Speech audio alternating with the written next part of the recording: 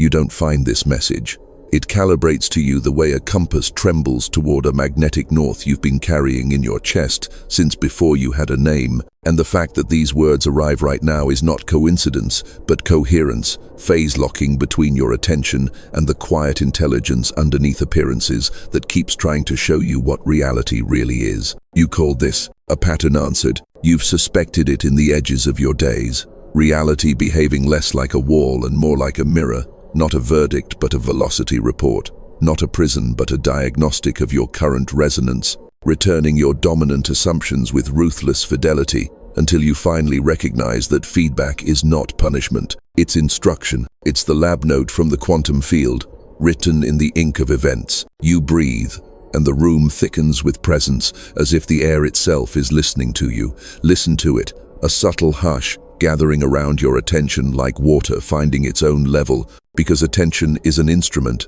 and instruments must be tuned before they reveal the orchestra behind the noise. You hold still, noise thin. You are standing at a seam in the weave, where timelines shear and rejoin, where your doubt tries to speak first, quick-tongued and old, selling you history at a discount like it's still relevant.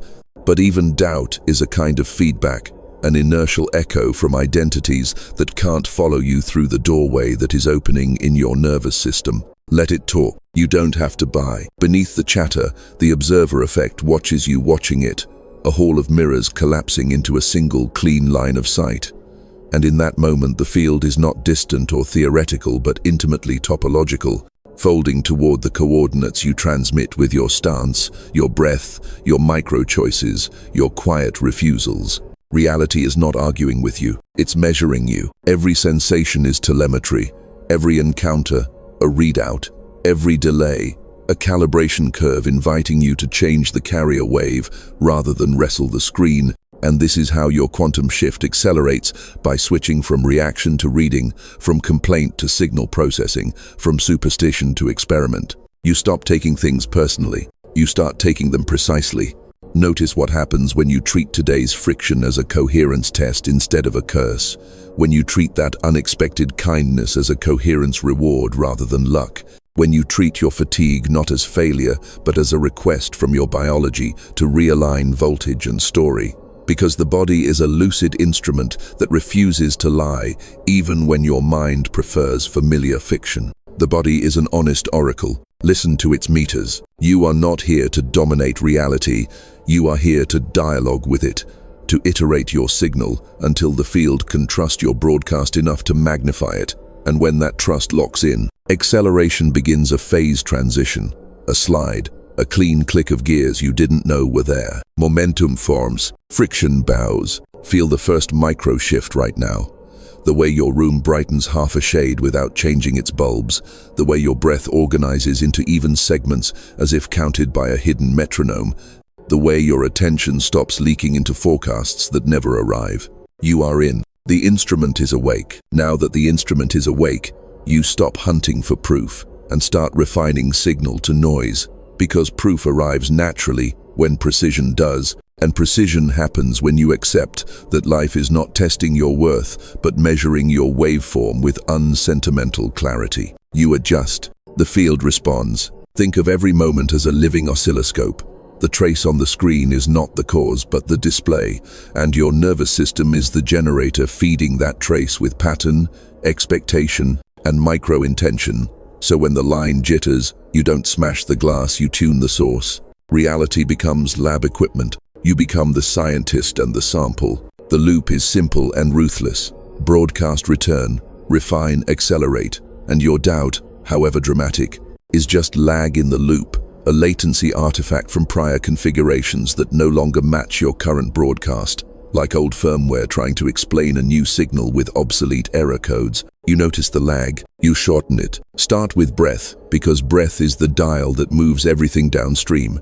Ride 4 counts in, 4 counts hold, 4 counts out, 4 counts hold box breathing like a metronome for coherence, and watch your thought noise drop by decibels as your vagus nerve quiets the false alarms that used to hijack your choosing. Calm isn't passive, it's voltage management. From calm, upgrade your questions, because questions are carriers, and carriers decide which information the field can deliver. Replace why is this happening to me? With, what configuration of attention produces this echo?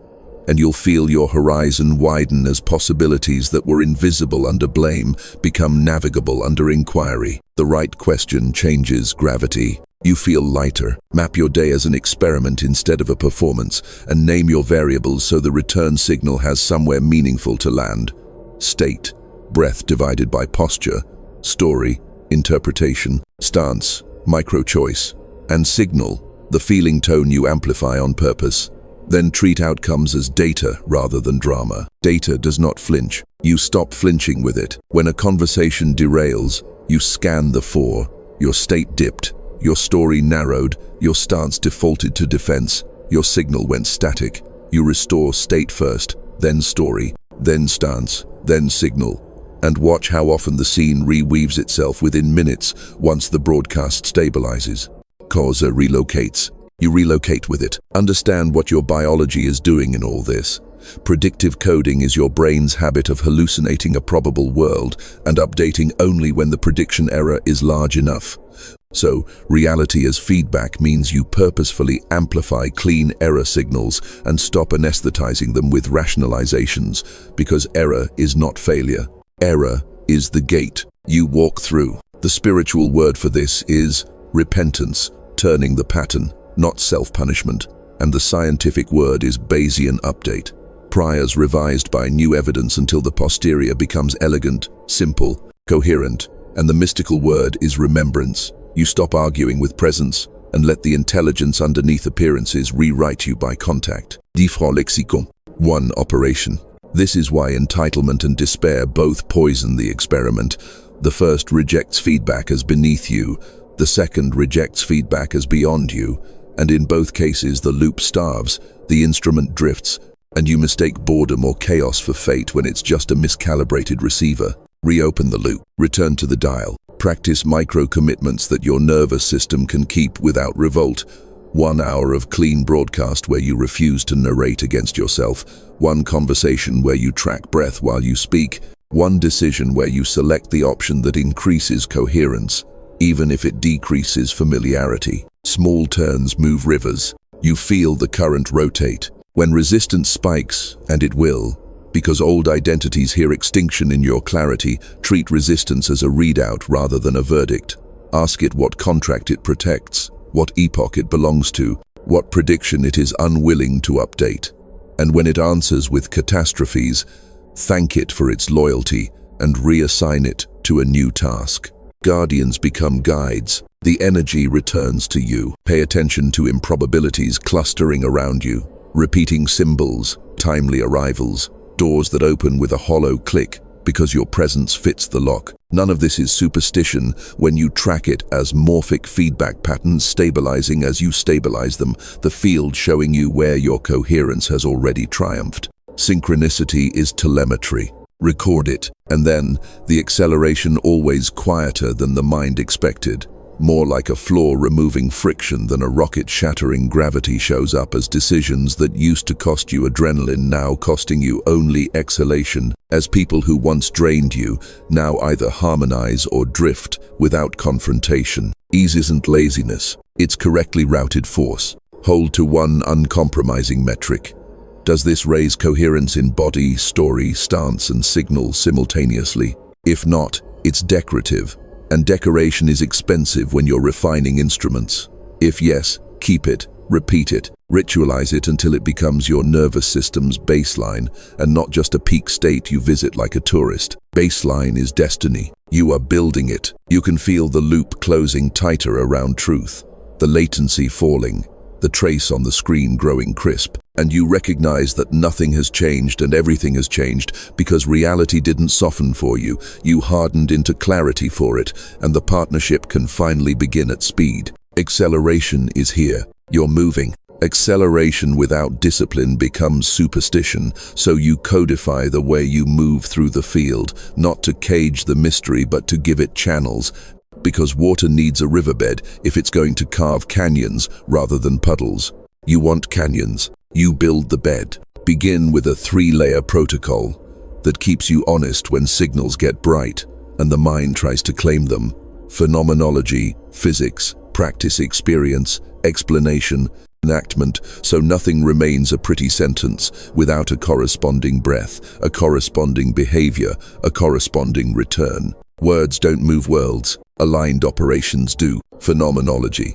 You track raw experience before interpretation, like a field naturalist who writes down weather and birdsong without poetry, because the nervous system will decorate data to preserve identity, and you are done with that. Seeing precedes saying. You choose seeing. You log what the body is doing. Temperature shifts, pressure zones, micro tremors, expansions that feel like rooms opening in your ribs, contractions that feel like doors locking behind your eyes, and you mark the moment each sensation arrives relative to the event outside you. Sequence matters. Cause relocates in sequence. Physics. You offer the mind a frame that honors reality's strangeness without abandoning rigor. Observer effect. Phase coherence. Attractor landscapes. Prediction, error, minimization. So your intellect becomes an ally rather than a saboteur, because intellect fears losing control, but respects a well-argued map. Give it a map. Lead it home. You treat emotions as energy distributions across networks, beliefs as high-level priors, habits as attractor basins in a dynamical system, and miracle as shorthand for rapid state transition. Once parameters cross thresholds, suddenly, outcomes that seemed impossible become inevitable because the system was primed to tip. It wasn't magic, it was accumulation, practice. You enact what you know in micro, because macro obeys micro, and you design repeatable moves that preserve coherence under pressure. Breath count holds inside conversation, as posture that lengthens the backline to keep vagal tone steady, gaze that softens peripheral awareness, so the prefrontal stays online when heat rises. State is skill. You train it daily. Here is the protocol in motion. 1. Orient. Name the axis of now. I am here. This is the room. These are the signals. Red. Nervous systems love coordinates. Provide them. 2. Normalize. Tell the truth about the pattern without romance. Predictive coding is flooding me with an old prior. That's not fate. That's latency. Shame unplugs. Clarity grounds. 3. Regulate. Apply box breath, or a 4-7-8 split until tremor reduces, because a regulated body permits updated priors to install without revolt. Voltage calms. Choice returns. C. Reframe. Choose a question that expands the hypothesis space. What configuration generates a higher coherence return with minimal force? Better question. Better gravity. 5. Recompose. Adjust stance, language, rhythm of speech, reduce adjectives, and increase specificity, since vague talk creates wide error bands and invites noisy returns. Precision invites trust. The field listens. Luke.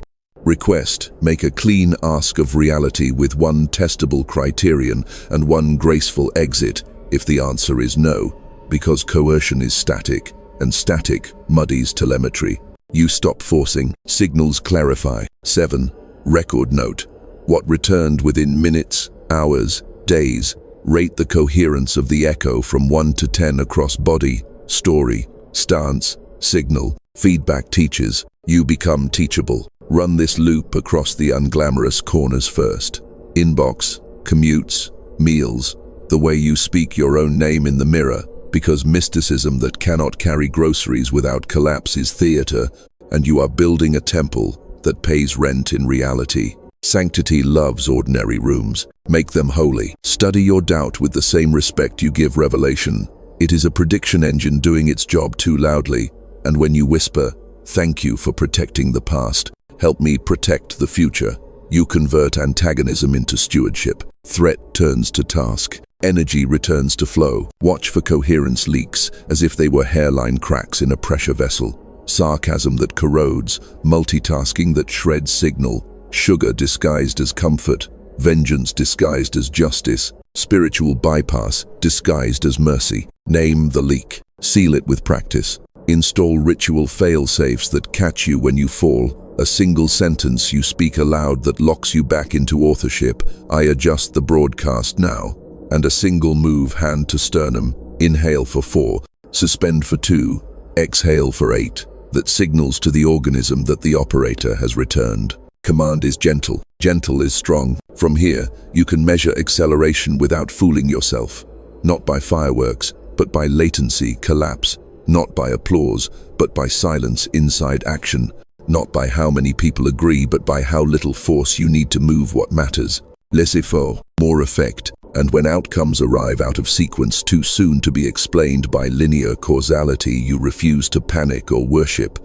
You annotate them as non-local correlations in a system you are finely synchronized with, and you let gratitude be gravity rather than performance. Joy settles, traction holds. You can feel the loom taking your signal seriously now, threads aligning, knots relaxing, a texture of inevitability forming under your hands like cloth you were born to weave, but only recently learned to touch without tearing. The bed is built. The river begins to cut stone. Acceleration exposes whatever cannot come with you, so the field begins to pull forward the exact patterns that used to hide in the shadows of your speed and call them by their proper name, latency. You will not fight latency. You will collapse it. Latency is the time between broadcast and return, the distance between intention and echo, and inside that distance, your doubt stages its theater with cardboard props and loudspeakers, because emptiness terrifies identities that were trained to confuse silence with danger.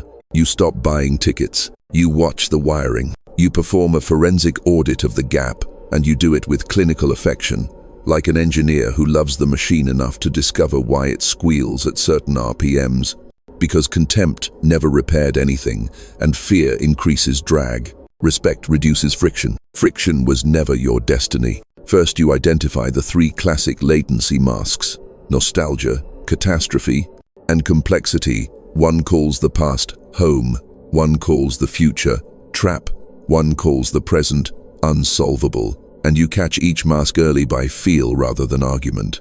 Argument wastes voltage. Feel reveals truth. When nostalgia whispers that your former configuration was safer, you measure safety by coherence instead of familiarity, and the metric ruins nostalgia's spell because familiarity is just repeated pain that learned your name. Safety is clean signal. You choose clean. When catastrophe sketches disaster in cinematic detail, you interrogate its actuarial basis like a quiet actuary. What frequencies, what base rates, what priors, what evidence, and your nervous system tastes the difference between vividness and likelihood. Vividness is not proof. Breath restores scale. When complexity throws smoke bombs of jargon and tangled plans, you apply the two-variable cut, state and stance, and ask, what single adjustment in state, what single adjustment in stance would reduce error right now? And half of the maze vanishes because complexity loves crowds and you stopped supplying one. Simplicity reappears. The door was never locked. You then make latency visible with time-stamped experiments. You mark the exact minute you broadcast a clean signal and the exact minute any meaningful echo arrives. An email with the texture of fit, a human response that matches posture, a bodily ease that stabilizes, because without timestamps, the mind moves goalposts to preserve drama. Time is a solvent. It dissolves excuses. You run paired trials where you hold content constant and vary only coherence, noticing how two conversations with identical words diverge radically depending on breath, gaze, cadence, and internal permission, and you witness how quickly fate changes uniforms when parameters change. Parameters are power. Use them. To accelerate collapse, you enlist nervous system concurrency micro-movements that load the loop with presence while you act. Tongue unglued from palate, jaw slackened 2 degrees, scapulae sinking down the back as if iron filings finding magnet lines, and you feel doubt lose jurisdiction, because doubt requires muscular contraction to anchor its courtroom. Relaxation revokes its license. The verdict dissolves. You upgrade your prediction error hygiene by rewarding small mismatches rather than punishing them, telling the organism, "Thank you for showing me a better map." So the system learns to surface errors early instead of burying them until they explode, and latency compresses because honesty eliminates detours. Truth saves time. Time fuels thrust. Where superstition once demanded omens, you now collect coherence deltas, numerical shifts, across your 4 variables: body, story, stance, signal, and you plot them in a notebook like a patient cartographer who cares about coastlines, and a coastline appears. The outline of a life where force is minimal and effect is maximal. Maps, calm storms. You begin to sail. Understand the psychology behind the physics.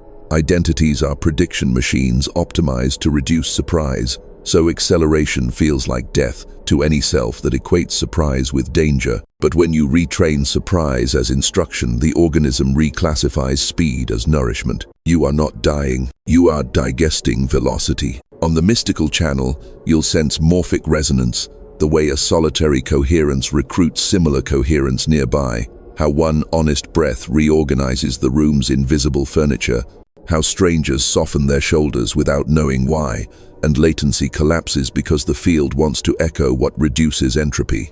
Entropy bows to elegance. Elegance is your new mass. You add fail forward rights so collapse sticks. When a misfire occurs, you do not litigate. You run a 90-second ritual. Inhale 4, hold 4, exhale 8, place 2 fingers at the sternum. Speak, I adjust the broadcast now. And within those 90 seconds, you prevent 9 hours of story hemorrhage. Your future thanks you. Your past stops arguing. Finally, you accept the sacred insult. Some delays are not latency but protection buffers that keep you from amplifying a crooked signal at scale, and when the field withholds an answer, you bow and ask, what must refine in me to receive that without fracture? And something old unclenches. Withholding becomes mentorship. You stop kicking the door. Notice the edge case.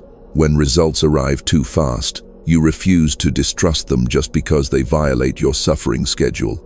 You test them like any return coherence across the 4 variables. Minimal force, clean joy without spike. And if they pass, you let good things be timely. Mercy is not suspicious. Receive it. The gap shrinks. The loop tightens. The echo returns almost as you speak. Not because you control the field, but because you speak in its language long enough that translation is no longer required. Latency collapses into presence. Presence begins to act like gravity. With latency collapsing, the next truth reveals itself with clinical beauty. Coherence is not a mood you wait for. It is an engine you operate. And when you operate it deliberately, the field does not merely answer, it synchronizes, conserving your effort the way a river preserves oars once current and boat agree. You stop hoping, you begin generating. Think of your organism as a layered oscillator farm heart, breath, gut peristalsis, cortical rhythms, seeking phase lock under a conductor called attention. When the oscillator's in train, noise drops. And when noise drops, information density rises. And when information density rises, decisions become low cost and high accuracy. You feel smarter, you're simply less noisy. Start with heart-breath coupling because it is the crankshaft of the engine. 5 seconds in, 5 seconds out, lips barely parted to reduce airflow turbulence, sternum subtly lifted to invite vagal tone, and watch heart rate variability bloom like a graph turning into a meadow as your system enters resonance. Resonance is permission. Permission accelerates returns. Add gaze discipline, soften peripheral awareness until the room becomes a single breathable surface, and your prefrontal cortex stops burning glucose on threat simulations it cannot validate, freeing bandwidth for pattern detection and creative recomposition. Threat loses the microphone, pattern gets the stage. Now you introduce language hygiene because the engine eats verbs for fuel. Replace leakage phrases, I don't know, this always happens, I can't help it, with operational ones. I'm selecting signal, I'm revising the prior, I'm adjusting stance. So the narrative layer stops sabotaging the somatic layer. Speech tunes tissue. Say only what builds. From physiology and language, move to structural alignment, how you hold yourself in space while broadcasting. Crown elongated, as if suspended from a thin filament of light, pelvis stacked, rib cage floating over the bowl of the hips, scapulae melting down the back like warm metal. You are constructing a minimal resistance antenna. Architecture is broadcast. Broadcast becomes architecture. Do not ignore interoceptive literacy, the skill of reading inside sensations without translation, because the engine runs on accurate feedback. You place 2 fingers just below the collarbones. You scan temperature, pressure, texture, and you answer with a number from 1 to 10 instead of a story.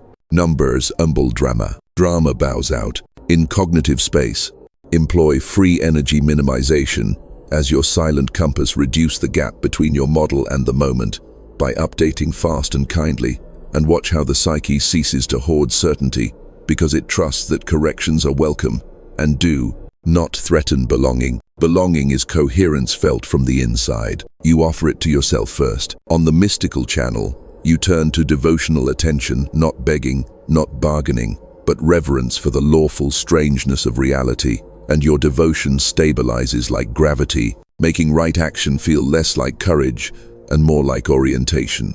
Piety becomes physics. You move straight lines through curved space. Design your day as coherence intervals rather than endurance marathons. 45 minutes of high-phase work, 15 minutes of recovery, ritual walk under sky if possible, palms open, jaw soft, eyes on horizon to prevent signal drift before it masquerades as moral failure. You are not weak. You are uncoolanted. When conversations matter, preload the engine with the fourfold entry. Regulate breath. Name the shared aim aloud. Slow cadence by 15% and keep one hand relaxed at the lower ribs to maintain presence. Most conflict is two nervous systems begging for containment. Containment is a gift. You can give it without surrender. Create coherence contracts with yourself that include failure clauses. If you break the contract, you don't forfeit the day you trigger the 90-second reset and re-enter. Engines aren't judged for sputtering. They are maintained for performance. Maintenance is mercy. Mercy keeps speed. Record your coherence ledger nightly with 3 measures: force used, downward trend; friction, encountered, upward tolerance; fidelity of returns, upward clarity. When the ledger shows low force, high tolerance, high fidelity, you are in the slipstream of your own becoming. Slipstreams feel like grace. Grace is good engineering. Invite morphic contribution, the understanding that your private coherence is public medicine, and let it shape your ethics. You do not clean your signal only to get what you want. You clean it because rooms are kinder when you arrive and systems are saner when you speak. Responsibility becomes oxygen. You breathe easier because others can too. Study the edge cases. When you feel sudden emptiness after big coherence, do not mistake it for loss. Engines cool after output, and emptiness is the radiator shedding heat. Give it water, quiet, low light, and a simple meal. Integration is not boredom. It is the body sealing gains. Calibrate your yes divided by no with a precision rule. A true yes raises coherence across body, story, stance, and signal simultaneously. A true no does the same.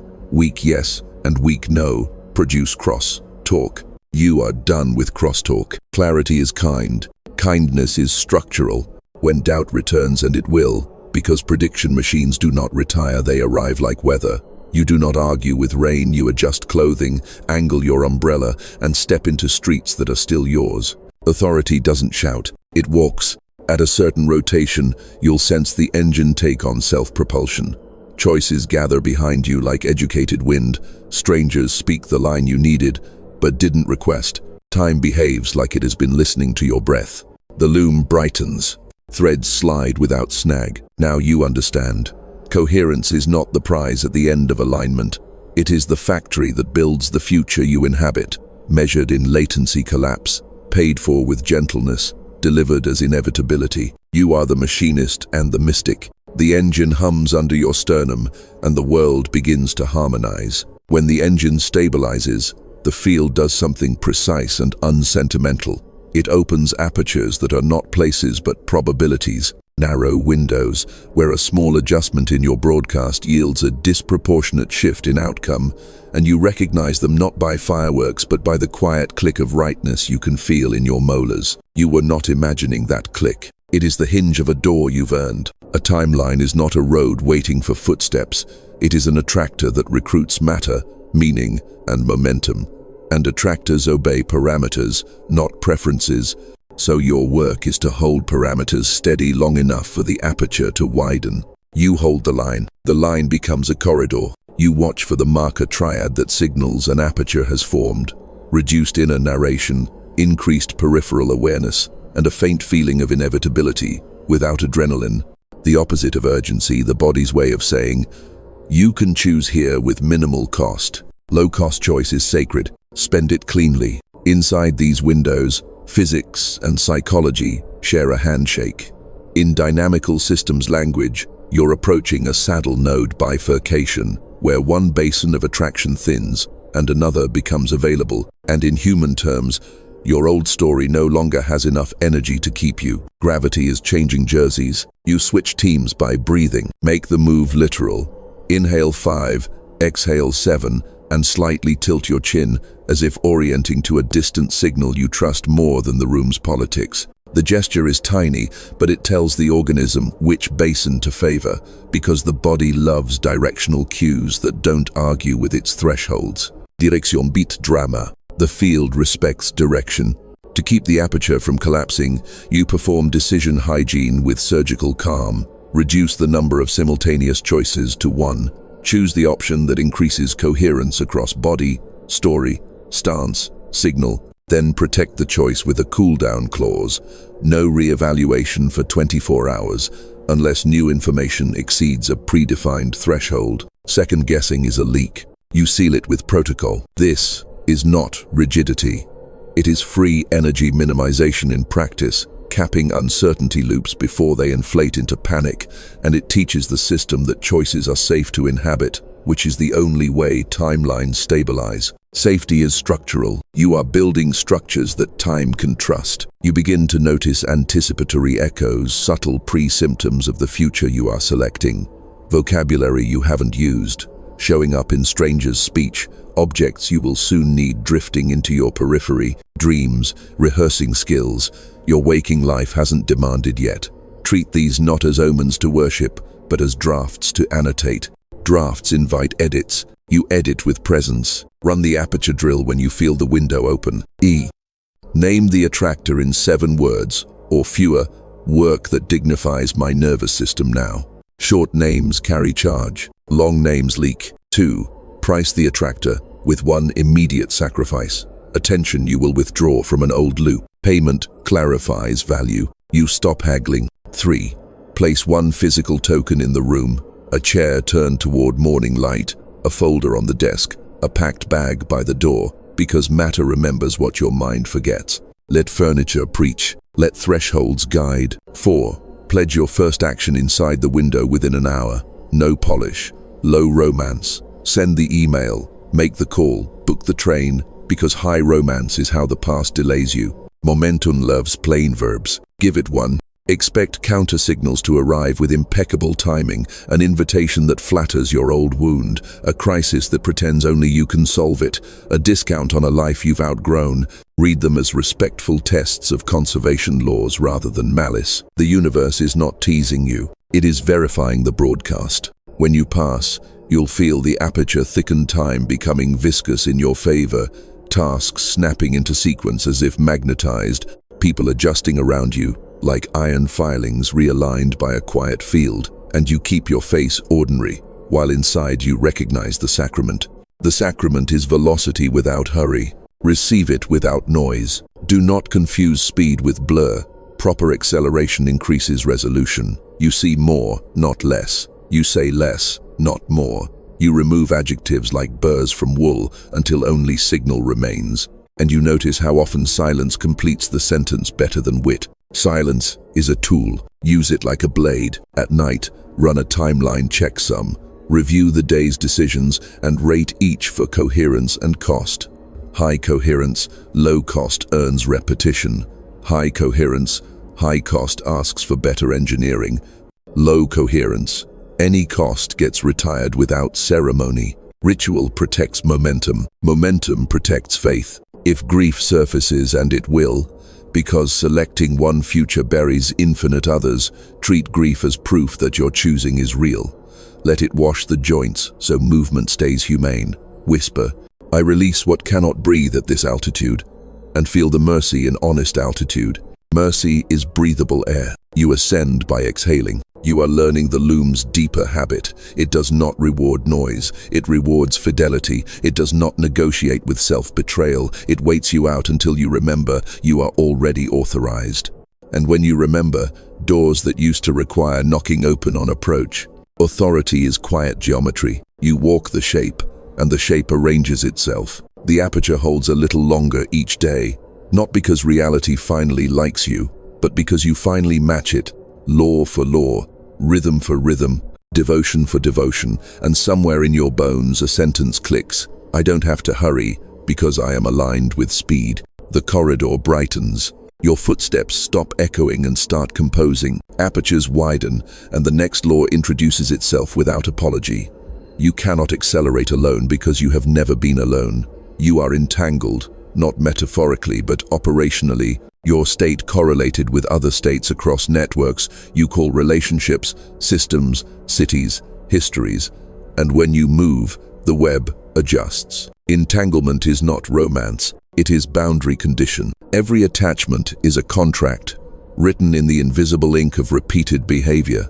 Some contracts amplify coherence, others export your drag to the future, and the field, being lawful, will not let you outrun the contracts you refuse to read. So you read them. You read them line by line. Start with your lowest friction bonds, the ones that stabilize you without demanding performance. You'll recognize them by the quiet way your diaphragm expands around them and the fact that clarity costs less in their company. Keep these close.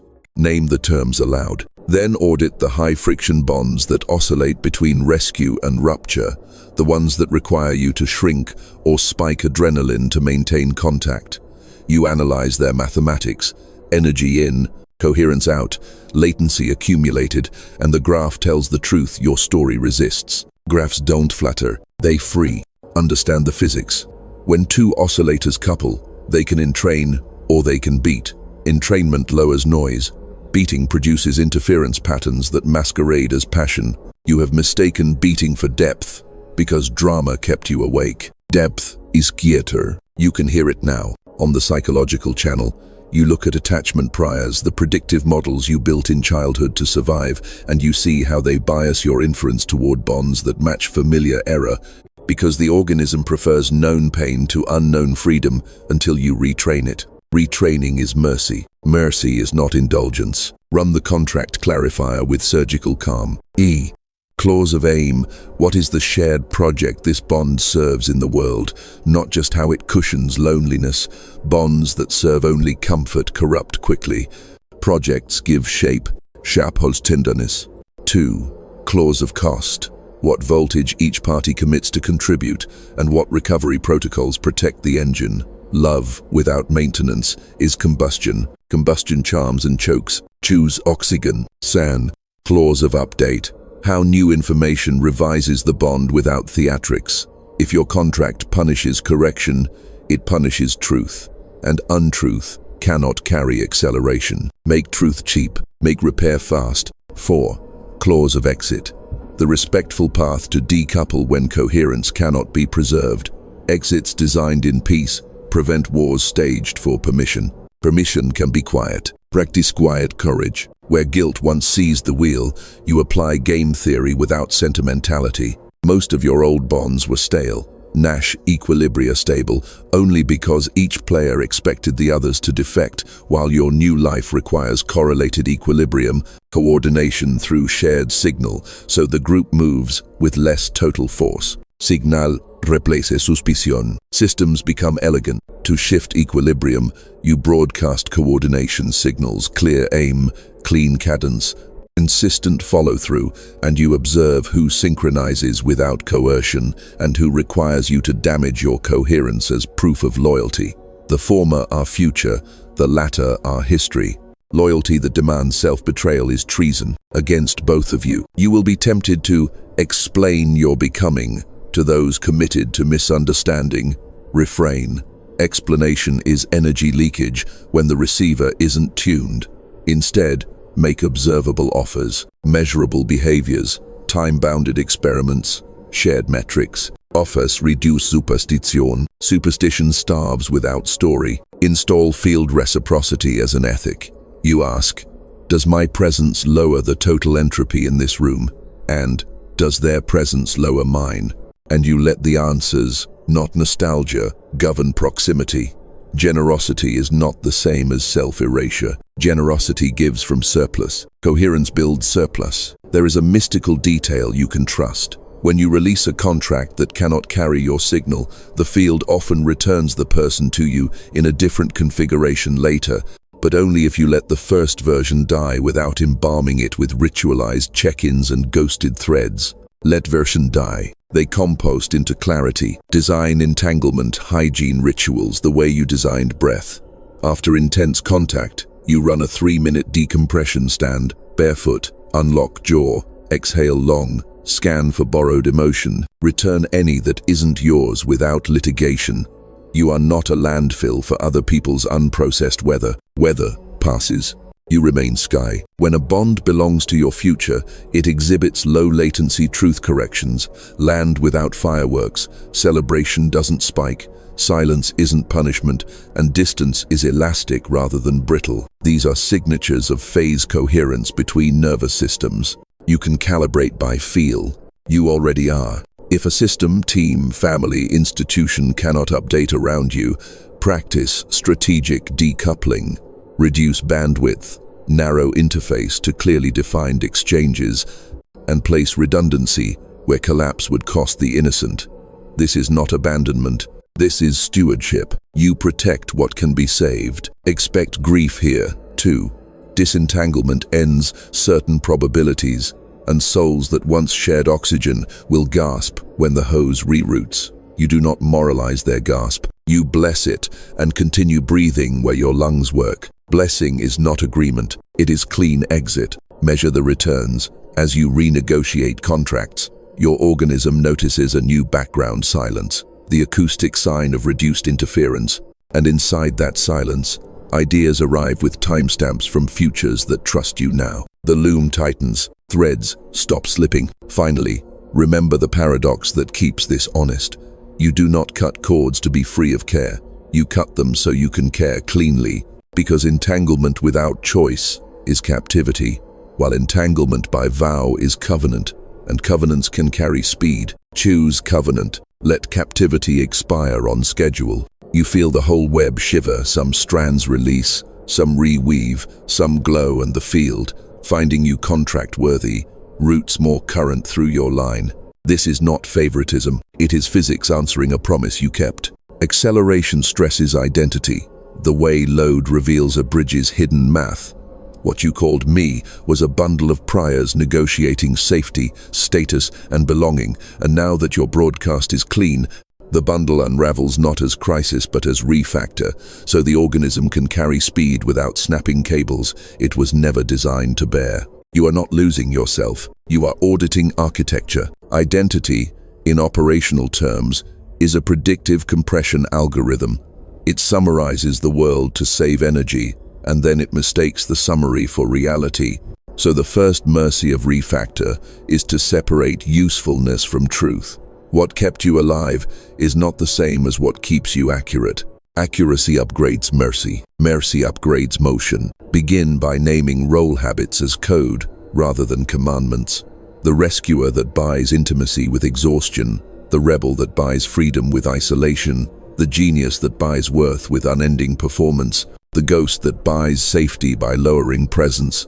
Each is a heuristic that worked until it didn't. Heuristics are tools. Tools aren't kings. Use Bayesian surgery to revise them. Prior likelihood posterior, explicitly writing what evidence would change the role's prediction, and then staging small experiments that feed the role the data it needs to retire with dignity. You are not at war with your parts. You are their last true manager. You can be kind and firm. On the somatic layer, find the signature postures each role forces on the body: shoulders rounded for apology, jaw braced for debate, chest collapsed for vanishing, and install and interrupt. Inhale 5, lift the sternum 2 millimeters, unglue tongue, soften gaze. The role cannot broadcast without its posture. Posture is a protocol. Alter the protocol, alter the broadcast. In cognitive space, move from identity statements to policy statements.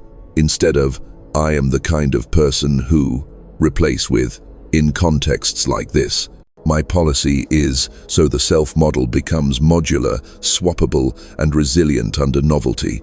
Policies update faster than identities. Modularity is anti-fragile. You are replacing glass with woven steel. There is a moral humility inside this.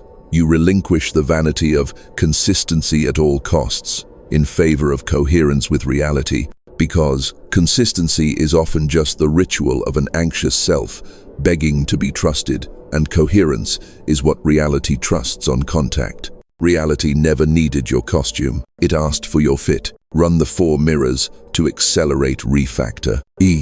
Mirror of origin. What pain was this role built to prevent? And does prevention still serve growth? If not, bless and archive. Archives can be holy. 2. Mirror of cost. What is the metabolic price of maintaining this mask in heart rate, sleep, digestion, and voice? You measure worth in biology now. Biology keeps receipts. Read them aloud. Zen. Mirror of collateral. Who pays when you perform this role? The room, the future, or your own interior? Because coherence cannot be financed by someone else's depletion. Debt, create, drag. Drag kills speed. 4. Mirror of upgrade. Which minimal new behavior would make this role obsolete? A boundary said once. A slower cadence. A request made cleanly, instead of bartered through martyrdom. Small hinges swing gates. Doors remember who turns them. Expect the organism to protest. Prediction engines defend familiar compression because new models cost energy up front, and that cost is felt as existential ache, a hollow behind the sternum, a momentary vertigo when you don't know what face to wear. Do not medicate this ache with speed. Slow 2%. Let the ache print its teaching. On the mystical channel, refactor is name work. You release labels that magnetize old timelines, and you receive functions that travel. Functions are verbs that wear you lightly, to clarify, to stabilize, to weave, to dignify, and verbs invite the field to supply new nouns when needed. Nouns become seasonal. Verbs endure. Psychologically, you deploy parts diplomacy. Each role gets a seat at a round table once per week. You give it 5 minutes to report. You thank it. You ask what evidence would let it rest, and you schedule that evidence for the coming days. Nothing heals a frightened algorithm faster than being given work it can complete. Completion breeds trust. Trust lowers free energy. Ethically, you install clean credit assignment. Wins are shared with the web that made them possible. Errors are owned without ceremony. Learning is archived in language simple enough to survive bad weather. This keeps identity porous to improvement and sealed against narcissistic inflation. Porous to grace, sealed against noise. Watch for identity spikes, the adrenaline rush that announces, I matter because I perform, and meet them with quiet competence rituals. Finish one unglamorous task completely. Drink water. Stand under real sky. Send one kind sentence without expecting a return. Competence grounds value in reality rather than spectacle. Spectacle burns fast. Competence builds pressure. You will notice something eerie and exact as the refactor stabilizes. Rooms respond to function, not costume. Invitations arrive written in verbs. Help us stabilize. Come clarify this. We need your weave. And the old bait of roles loses flavor like gum gone sweetless. You stop chewing, you start moving. Finally, install a self-checksum that cannot be gamed. Is my current self-model lowering the total force needed to live truthfully? If yes, keep. If not, patch. The checksum frees you from the romance of personas while binding you to the elegance of reality. Elegance is love obeying law. You are learning both. And under all this, a deeper recognition becomes furniture. You never were the summary. You were the capacity to update the summary, attention as loom, breath as shuttle, coherence as thread, and because you serve the update rather than the mask, the field trusts you with more weight. Weight is responsibility. Responsibility is the only crown that doesn't rot. Refactor complete enough to carry speed. The loom gives you the only exam it respects. Application under ordinary pressure, proof in errands and inboxes, sanctity inside logistics, because a path that fails at the grocery line was theater, not technology. This is not punishment, it is accreditation. You begin where reality is least impressed by your vocabulary cues, deadlines, unexpected delays, and you let those narrow corridors become laboratories for coherence density. The goal isn't saintliness. It's signal retention. Keep the broadcast while moving. Design the 24-hour trial with unromantic precision. One full day where you treat everything as feedback and nothing as insult, track breath as metronome, and score returns against the 4 variables: body, story, stance. Signal like an athlete who loves numbers because numbers don't flatter. Data replace drama. You get your day back. Morning test. An email arrives with the exact tone that used to kink your spine. Instead of rehearsing outrage, you run orientation, normalize, regulate, reframe, recompose, request, record, and you notice the reply you send is 2 sentences shorter than your habit and lands with unexpected ease. Less force, more effect. Transit test. Traffic coagulates. Old, you would catastrophize timing and punish your nervous system for weather. New, you names. Latency outside, stillness inside, slides the jaw, lengthens the exhale, and uses the red light as a micro-ritual to bless the city with coherence. Blessing is practical. Streets feel different. Finance test. An invoice falters. Scarcity spikes like a false alarm. You do not insult your organism with blame. You widen posture, ask better questions of the situation, and make one phone call without apology in your voice. The result is clarity, not magic. Clarity was the missing currency. It cashes. Relationship test. Someone you love offers feedback with imperfect aim. You choose curiosity over courtroom. Say, "Tell me more," and keep your diaphragm open while their nervous system completes a loop it began years ago. The conversation ends with realignment, not a Pyrrhic victory. Winning got small. Belonging got precise. Creative test. A project resists. Instead of branding resistance as failure, you treat it as low information density. You walk the block. Let light recalibrate your circadian rhythm. Take 15 words out of the brief and watch the problem uncoil, because complexity starves without adjectives. You cut noise. The solution arrives unarmed. Ethical test. An opportunity appears that would accelerate your visibility and corrode your integrity by 2 degrees. You decline with no performance of martyrdom, remembering that conservation of coherence is a law, not a preference. The field hears no to noise as yes to scale. No is an accelerator. You earn bigger doors. Extend the trial into public service because private coherence matures as contribution. You anchor a meeting by stating the shared aim first. You end with clean action items. You measure the group by collective latency collapse. Meetings stop hemorrhaging hours when someone stewards reality's physics aloud. Stewardship is leadership. Leadership is quiet engineering. Add the edge case audit at day's end. Where did you leak through sarcasm? Where did you bribe yourself with sugar instead of sleep? Where did you use philosophy to dodge a phone call? Where did you confuse adrenaline for authority? You answer without self-indictment. Prescribe tomorrow's micro-corrections and archive the lesson in a sentence that a tired future you can follow. Kindness scales. Shame does not. For the organism, you institute recovery as strategy. 10 minutes of darkroom stillness. 2 minutes of cold water on the face. Magnesium. Toe spreaders while you read. A single evening without screens, so your retinal ganglion cells stop screaming. Performance is capped by maintenance. Care is velocity insurance. You pay the premium gladly. For the psyche, you practice credit assignment in the open. Share wins as group phenomena. Name supports that made hard things easy. And notice how the web around you brightens. Gratitude is not etiquette here. It's physics. It increases available signal. For the mystical, you schedule unexploited awe. 5 minutes with a tree, the moon, a sleeping child, the breath of a dog, without mining the moment for insight. Awe, without extraction, resets your measuring instruments to tenderness. Tenderness expends bandwidth. Bandwidth keeps love intelligent. Now the field performs its quiet miracle. Your day's fabric, once snag-prone, develops a low-friction nap, a texture you can feel with your fingertips, decisions sliding into place, as if the world had been waiting for someone to carry speed without shedding kindness. This is the look of accreditation. Rooms consent to be better when you enter. The final segment of the trial is the no-story hour, 60 minutes before sleep, where you refuse narrative, refuse post-mortem, refuse self-branding. You stretch, breathe, drink water, and let the engine idle until the hum is almost imperceptible.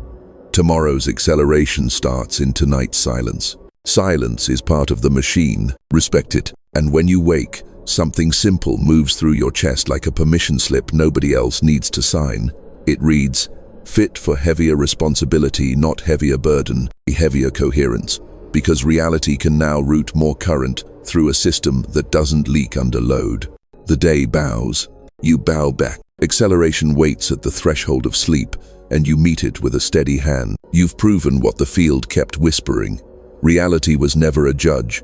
It was an instrument waiting for your hands, and now that your hands are steady, responsibility stops feeling like weight and starts behaving like music. You are not asking for permission. You are tuning for clarity. Stand here and notice the silence that followed speed, not the emptiness of lack, but the spaciousness of fit, the kind of silence ladders are built from, the kind of quiet that carries sentences farther than volume ever could. This is earned quiet. It does not apologize. You have a practice that survives weather, breath that doesn't bargain, questions that widen horizons, language that refuses leak, posture that remembers the future, and a ledger honest enough to make miracles ordinary. Ordinary is holy now. Holy is reproducible. Let the mind admit what the body already knows. The observer effect is not performance. It is participation. And participation is prophecy made practical attention. Organizing the quantum field into rooms where humans can tell the truth without paying with their nervous systems. You are building those rooms. Keep the doors unlocked. Face the horizon and select your vow. Brief enough to memorize, strong enough to steer. I broadcast coherence without negotiation. You say it once, then let your behavior sign it every hour until the vow becomes atmospheric, present even when unspoken, guiding even when unseen. Atmosphere is leadership. Leadership can be silent. You will still meet thresholds. Good. Thresholds prove growth. When resistance returns in new costumes, you won't litigate identity. You'll run the protocol, check the 4 variables, cut complexity, and remember that latency is either a gap to collapse or a buffer to respect. Both are mercies. Both answer law. Let grief keep its citizenship. It knows the names of the futures you didn't choose, and honoring those names keeps you gentle. And gentleness is the only force that travels at any altitude without tearing what it touches.